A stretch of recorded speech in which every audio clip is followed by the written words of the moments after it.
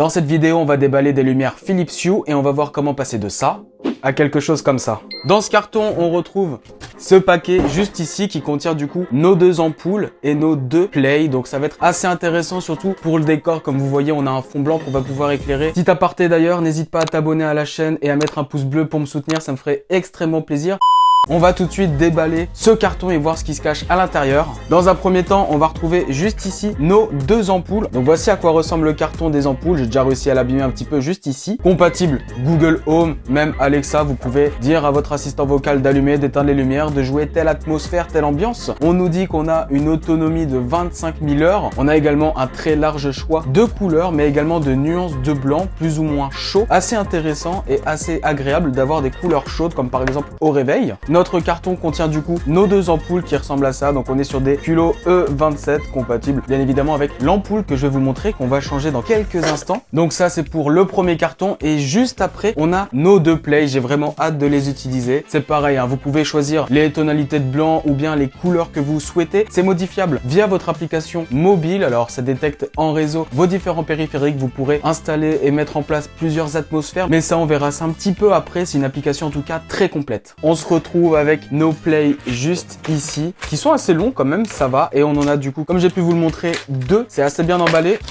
Je vais faire une catastrophe, je vais poser tout de suite la boîte. Donc comme vous pouvez le voir, on a notre play et un câble qui me paraît quand même assez long pour pouvoir le brancher où est-ce qu'on veut. Donc ça multiplié par 2. Et si vous souhaitez vraiment bien caler votre produit et pas juste le poser n'importe comment, vous avez ça qui pourra vous être utile. Vous pouvez en mettre plusieurs par play et donc vous pourrez les poser comme ça ou même les fixer au mur, au plafond. Où est-ce que vous voulez, vous pourrez les mettre. Très intéressant et vraiment un carton vraiment très complet comme on peut voir. Hein, on a beaucoup d'adaptateurs, d'appareils et d'outils différents pour utiliser nos plays. Le déballage c'est bien mais l'installation c'est mieux. On va commencer tout de suite par l'ampoule. On finira par habiller ce petit décor avec les plays. Et on va maintenant changer l'ampoule.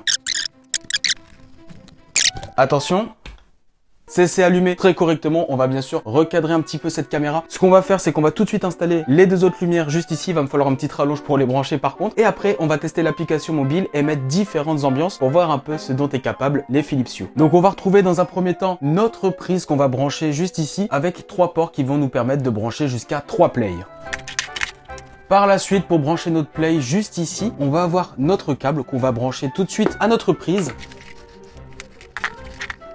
Et on a bien notre play qui s'allume. Donc juste derrière moi, on retrouve les 2 plays qui sont branchés que j'ai posés sur le lit. On va démarrer l'application tout de suite et on va s'amuser à changer de couleur. L'application est disponible sur l'App Store mais également sur Android, vous inquiétez pas. Je pense même qu'il y a une application qu'on peut utiliser sur PC. Et on va commencer tout de suite la configuration de nos Philips Hue. Pour ma part, je n'ai pas de bridge. Le bridge, c'est tout simplement ce qui va nous permettre de connecter directement nos ampoules à Internet et de pouvoir également, par exemple, grâce à un interrupteur spécialement conçu par Philips, d'allumer ou non toutes nos lights de la gamme Hue tout simplement. Et je vais ajouter du coup une lampe à mon application Philips Hue. Je clique maintenant sur ajouter des lampes et ce qu'on va faire c'est qu'on va tout simplement activer le Bluetooth. Pour ma part il est déjà activé et donc ça va rechercher les appareils autour de nous. Donc on a un premier appareil qui demande d'être jumelé. On clique effectivement sur jumeler, ce qui va du coup nous ajouter cet appareil. Mais vous inquiétez pas, on va ajouter également les autres. Je clique sur ajouter des lumières, ajouter une ampoule. Je vais rapprocher mon téléphone de mes appareils et tout de suite ça a trouvé le 2e appareil. On reclique sur jumeler une seconde fois. On va l'appeler play numéro 2 et pour terminer on va ajouter l'ampoule. Pour l'ampoule, c'est un petit peu différent. On nous dit de faire une petite manipulation très simple, vous inquiétez pas. On clique sur terminer et on se retrouve désormais avec nos 3 appareils. Donc très facilement, je peux pourquoi pas éteindre des appareils comme on voit derrière. Hein. Ça éteint tout de suite. Donc dans un premier temps, ce que je peux faire, c'est que je peux changer la lumière de mon ampoule. Donc je vais éteindre les 2 autres trucs qu'on voit derrière. Voilà, comme ça tout est éteint. On va laisser que l'ampoule. Et par exemple, si je veux mettre du bleu, on voit que la chambre passe en couleur bleue. Et si je désactive mes lumières qui me servent pour mes vidéos dès à présent,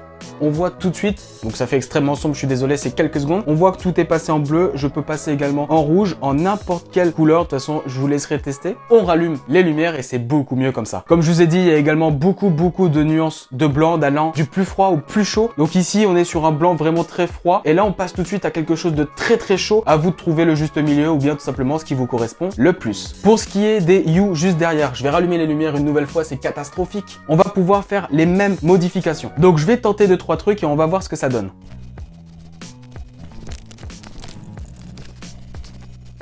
Voici ce que ça donne vraiment lumière éteinte. On voit que ça fait une petite atmosphère, une petite ambiance sympa. Je vous l'ai pas dit, ça me paraît un peu comme une évidence. On peut baisser tout simplement la luminosité. Par exemple, dès à présent de la lumière bleue, je peux la baisser jusqu'à l'éteindre et la rallumer, la mettre au maximum, ce qui marche plutôt pas mal. Je peux changer les couleurs hein, comme je vous ai montré tout à l'heure. Voilà, ça peut me donner de quoi de m'amuser pendant des heures, sans vanne vraiment. Donc voici ce que ça donne. Lumière éteinte, si je mets comme ça contre le mur, on voit que ça éclaire quand même plutôt pas mal la pièce. J'ai éteint tout le reste, hein. Je peux rallumer ma Uplay numéro 2. Et donc voici ce que ça donne. Donc ça éclaire quand même vraiment très bien. J'ai hâte de vraiment tout positionner correctement et de voir ce que ça va donner pour les prochaines vidéos. Donc moi, ce que je peux faire suite à ces modifications-là, que ce soit de mes plays ou de mon ampoule, je peux sauvegarder ce scénario, comme par exemple la play tournage YouTube, et dès que je fais un tournage sur la chaîne, ça s'allumera de cette manière-là. Je peux également accéder aux paramètres et modifier certaines choses de l'ampoule, comme par exemple son nom, et appeler par exemple ampoule chambre, ou bien play numéro 1, ou play droite, play gauche, pour me repérer un peu mieux. Tout en haut, vous pouvez très simplement éteindre et allumer toutes les lumières. Vous voyez que ça se fait sans aucun problème. Vous pouvez également baisser la luminosité de l'intégralité de vos appareils juste en haut de l'application. On peut également se créer ce qu'on appelle une routine, donc par exemple au réveil, au coucher, pour que les lumières changent automatiquement. Il y a vraiment beaucoup d'automatisation qui sont sympas à faire, je pense. Comme par exemple le matin, vous vous levez à 8 h, et ben vous faites en sorte que vos lumières s'allument dans une couleur assez chaude mais pas trop fort, ce qui vous fait un bon réveil sans trop forcer, sans être la gueule sur l'écran, ou bien avec une lumière un peu trop brute. Sur la page principale, du coup, je retrouve mon premier scénario que j'ai tout simplement nommé tournage,